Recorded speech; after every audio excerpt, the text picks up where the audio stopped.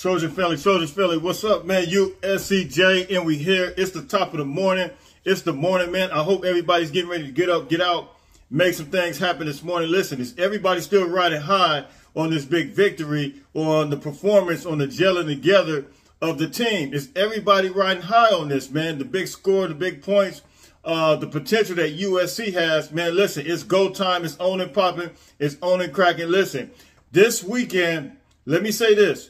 This weekend is going to be the biggest weekend, and we're going to find out exactly what we have as a team. Yes, Rice was a little bit of a test, but it wasn't a big test. It was just something that we were able to see our team gel together, a team disciplined, a team not make a lot of mistakes.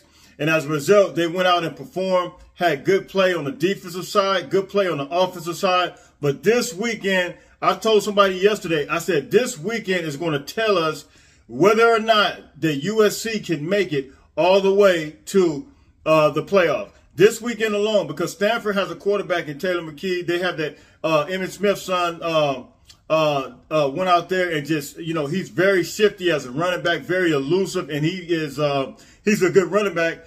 And, of course, you know Stanford is going to be a physically tough team. They're going to play inside the trenches, and, yes, they have a similar offense to Rice, but they're bigger. So they're a bigger version of Rice, and they're going to be physical. And so whether or not we can control the trenches, or whether or not we can, you know, I'm not saying our D-line is going to be all the way be able to control the trenches, but I think that we can do some things. I think we can make some things happen. I think we can confuse them as it relates to different things, blitzing and all kinds of stuff. So you guys hit me in the comment section. Coincidentally, Lincoln Riley made a comment. I was watching Trojan Live last night.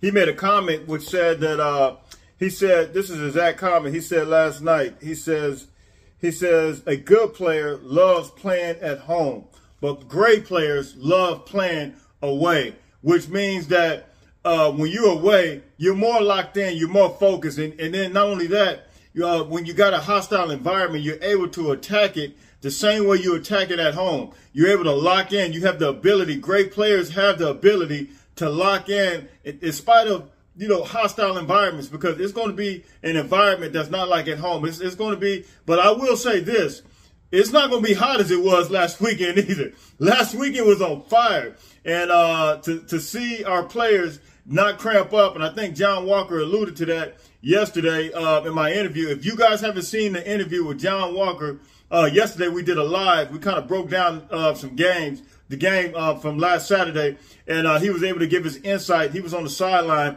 and he said he didn't see a lot of cramping. And let me just make this announcement right now.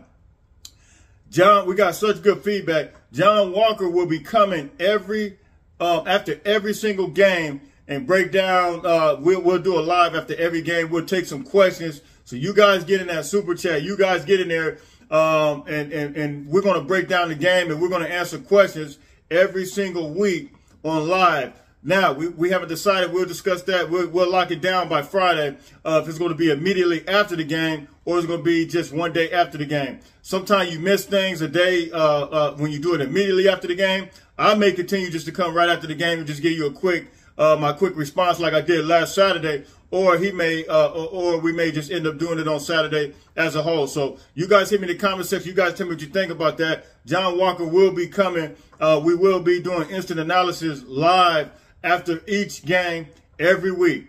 So like, share, subscribe. USCJ32 on Instagram, USCJ32 on Twitter. So this weekend is going to let us know where we're at as far as our play on the field and how far we can actually go. If we go out there and dominate, I think that's some good signs for us. If we go out there, even if we just win like they got us projected, I think a 9-point favorite, I think we're still going to be able to make some things happen because we're going into opposition. We're going into hostile environment. So you guys hit me in the comment section. You tell me what you think. Like, share, subscribe. USCJ32 on Instagram, USCJ32 on Twitter. Now, Heisman odds came out.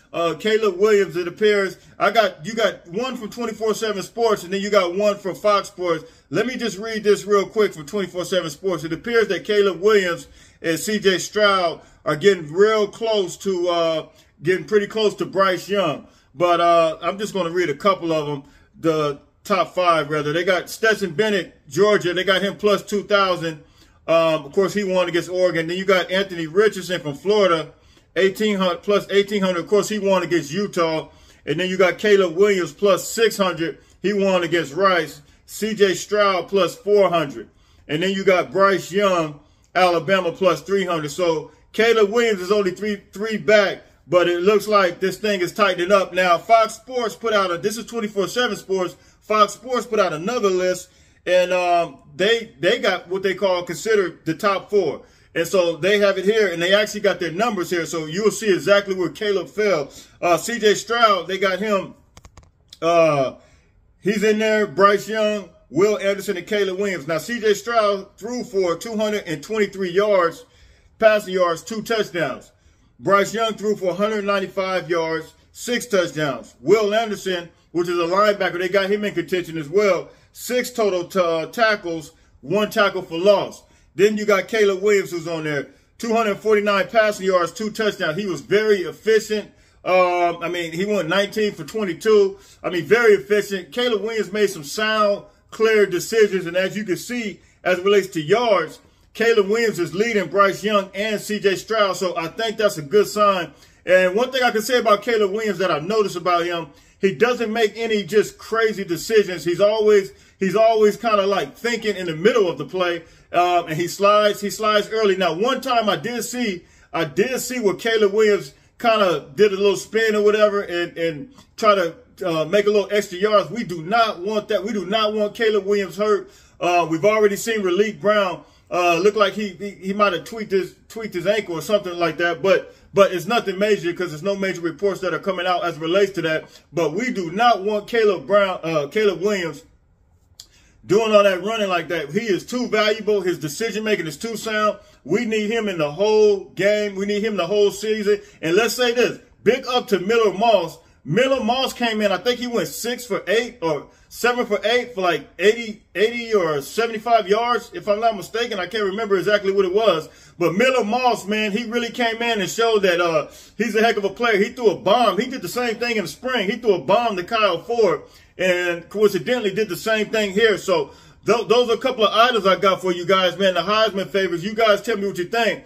24/7 Sports has Caleb 3-man back. And then if you look at 24/7 Fox Sports, they got the top 4, and Caleb is included, and he has the most yards. Now, this weekend, USCJ was a little bit lost in the sauce as it relates to getting up to speed on some of this stuff because we had so much excitement going on over the weekend that I completely just, I didn't miss it. I knew it, but I completely just wasn't able to get to these recruits. Man, USC hosted some big time recruits. And, man, I tell you, man, you talking about being able to have a performance like that and be able to have these guys here. You had the big linebacker commit. He's already committed out of Long Beach Poly, Dalen Williams, big 6'2", 200 pounds. Man, that guy's been playing some ball, man. I watched his first game against Sarah. 2024 commit. Let me tell you something. Lincoln Riley is stacking up this 2024 class. And he's like making preparation. I mean, he's moving on. He has the 2023 class that we still continue to work on, but the 2024 class, that class looked like it's going to be the real deal. And then also he had Dalen Williams, the linebacker commit. He was visiting, and you had all kinds of nice comments and how exciting it was for him to, and I seen that he gave Lincoln Riley a big on his Twitter, big happy birthday wish yesterday. It was Lincoln, happy birthday to you, Lincoln Riley. By the way, belated birthday. It was Dalen Williams was making these birthday wishes to him yesterday, and so he's a big, good, strong commit, and I think he's a good hard commit. Then you have Brandon Baker, the big offensive line offensive tackle. 6'5", 285. He's part of the 2024 class as well. out of Modern Day High School. So he's the number 2 overall O tackle, and then the number 8 in California player. He's a 4-star as well. Dalen Williams is a 4-star. So you had that guy, those guys there. Then you had a guy named Jet White, 2024 cornerback. He's working on the 2024 class already. 6'1", 165. He's a number 8 overall cornerback, and number 12, state of California. He's a 4-star guy as well. He was visiting this past weekend.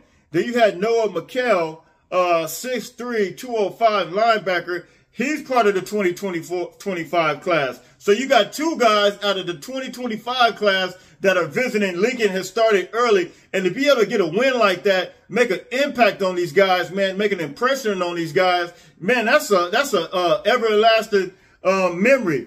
And so this guy's out of Bonetta, Laverne, California. He's the number 4. He's a 4-star. He's the number 2 overall linebacker and number 2 in the state of California. And then, of course, you had our commits that just committed to us in the 2023 class. You had Michael Benuelos there. Then you had Tobias Raymond, and they just spoke volumes over the weekend of, you know, exactly what took place. And, man, it was just a beautiful thing, man. It was a beautiful thing. So we got some good things going, some good things coming. And listen, they had, Fox Sports, no, sorry, 24/7 Sports put out this report card over the weekend, and I got to get to this real quick. It was a report card over the weekend of who did what based upon play, and 24/7 Sports had this, and I'm going to read this to you guys, and you guys tell me what you think. You guys tell me what you think about USC's report card. I personally think I agree with this, but however, I do think that as it relates to Stanford, I think we're not going to we can't allow them to do any running like the way Rice was in the first quarter. I know we made adjustments. I felt comfortable with that, but I think we're going to have to tighten it up just a little bit as it relates. Now, the linebacker play, cornerback play is superb right now. I think we are absolutely just locked in on that. Now, here's the report card. They got Bama A+, Ohio State A+, they got Georgia A+. Georgia was lights out, man. I mean, they just completely just shut Oregon all the way down. They got USC A-. They got Texas A&M a B-. I'm giving Texas A&M a C. I watched that game. Texas A&M, their quarterback play is horrific. I'm not feeling him at all. Texas, they got a B-. OU, they got an A-. Utah, they got a C. I wouldn't even give Utah a B. I mean, they go down there now, you get an F for that call when you could have tied up the game and you're trying to go for the win at Florida. How are you going to go into a hostile environment like that and try to win the game opposed to tying up the game? That was an F call, but I give them a B for their play. But they gave them a C. Notre Dame, B. Michigan, they gave an A. A+. Let's see. Wisconsin, they gave a B. Oregon, they gave an F. Oregon is the only team that has a big fat F on this list. Oregon has an F for failure. Listen, Baylor has a B. Oklahoma State has a D. Florida has an A+, rightfully so. And Miami has a B+. So you guys hit me in the comment section, man. You guys tell me what you think about this. We got some incredible news. Of course, you guys know that I'm going to come and do a review of the game later on in the week, probably Thursday or Friday. And so we're going to get that information out to you. And of course, you guys know I'll probably be back to you guys tomorrow. But tell me what you think about these Heisman odds. Tell me what you think about Caleb Williams leading the pack as far as the big four, what they consider. Caleb Williams, Bryce Young, C.J. Stroud, and Will Anderson. Caleb is 249 yards passing, very efficient, look good. You guys hit me in the comment section. You guys tell me what you think. And USCJ will be back to you. Oh, and the top 25 should be coming out. Hit me in the comment section. Tell me what you think. Like, share, subscribe. USCJ32 on Twitter, USCJ32 on Instagram. Fight on, fight on, fight on.